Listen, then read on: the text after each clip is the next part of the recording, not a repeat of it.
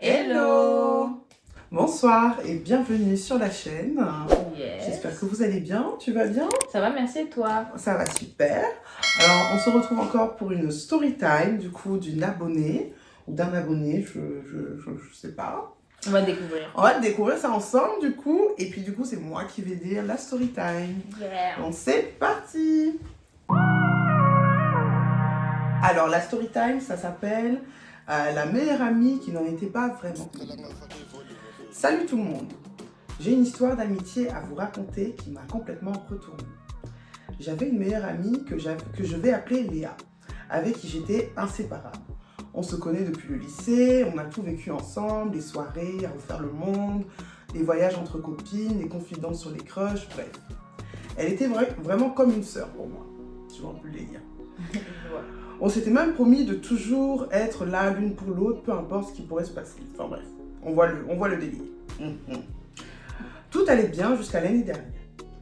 J'avais trouvé un super stage dans une boîte où Léa rêvait aussi de travailler.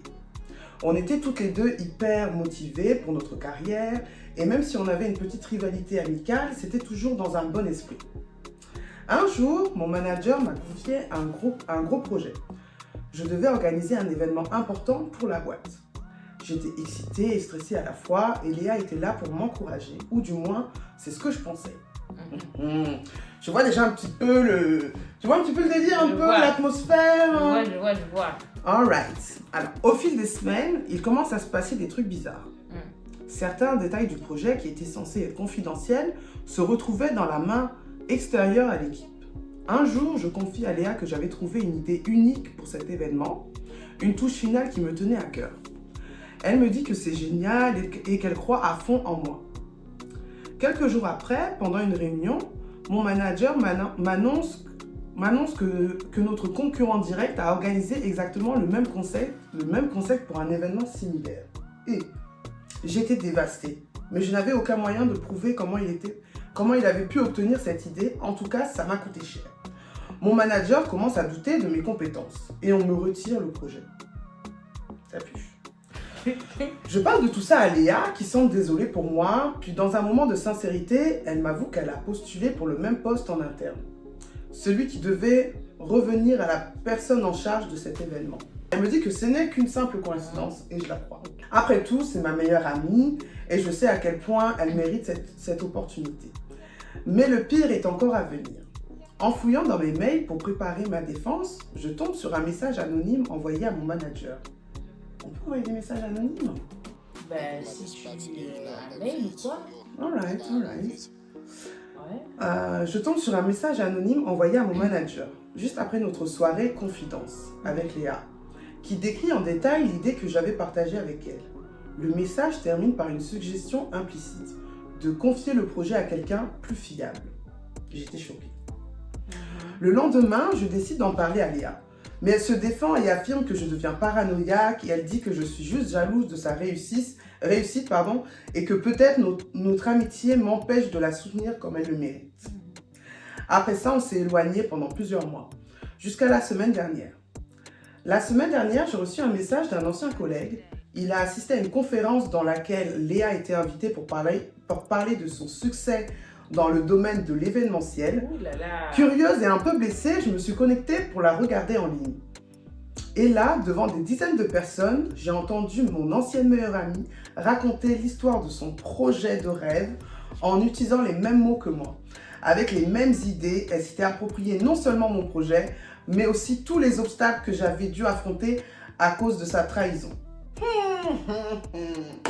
Ah, Seigneur!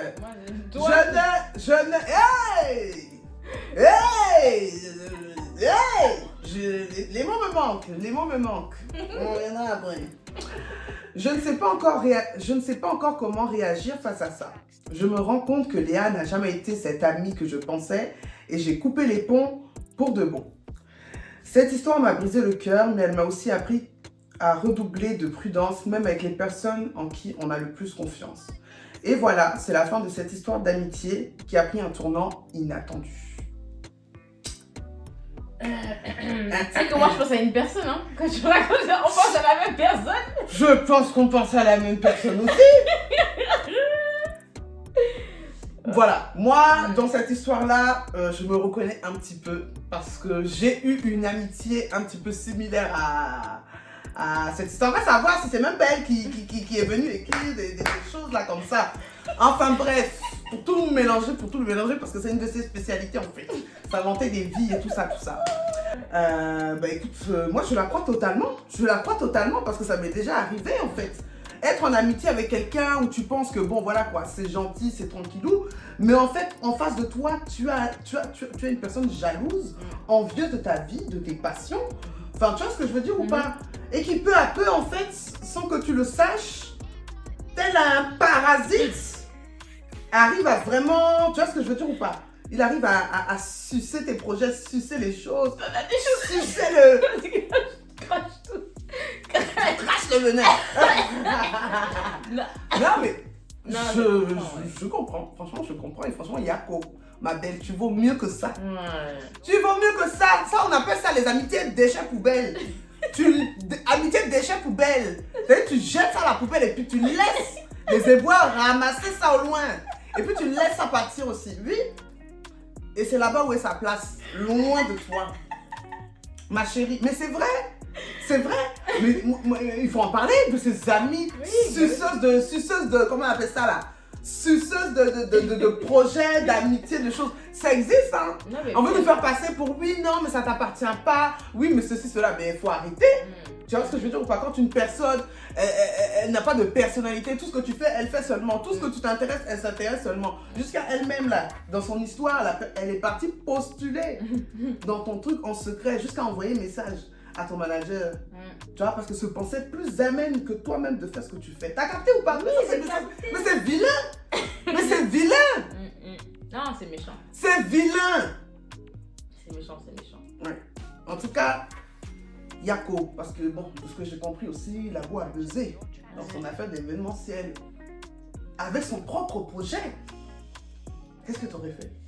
Moi, j'aurais tapé. Non, mais franchement, je te jure que moi, j'aurais tapé. Je l'attends à la fin de la conférence, devant la scène de la conférence. Ouais, mais c'est une humiliation pour toi. La personne va se faire passer encore pour la victime. Elle va se faire passer. Elle va dire, regardez, j'ai travaillé dur pour mon projet, me frappe.